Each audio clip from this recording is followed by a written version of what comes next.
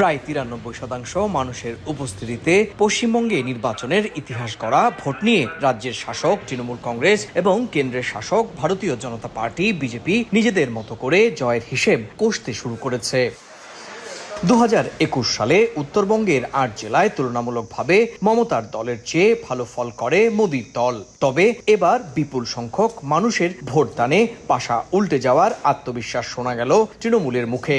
যদিও বিজেপি নেতা অমিত শাহের দাবি, ভোট হওয়া 152 আসনের অধিকাংশ আসনই যাবে গেরুয়া শিবিরের ঝুলিতে। বিজেপির কোমর ভেঙে দিয়ে তৃণমূল কংগ্রেসের প্রতি মমতা বন্দ্যোপাধ্যায়ের লড়াই এবং উন্নয়নের প্রতি পূর্ণ সমর্থন দিয়ে বিপুল জয়ের দিকে এগিয়ে দিয়েছেন তৃণমূল কংগ্রেসকে। और मैं स्पष्ट रूप से आपको बताना चाहता हूं, 152 सीटों में से 110 से ज्यादा सीटें भारतीय जनता पार्टी जीतने जा रही है।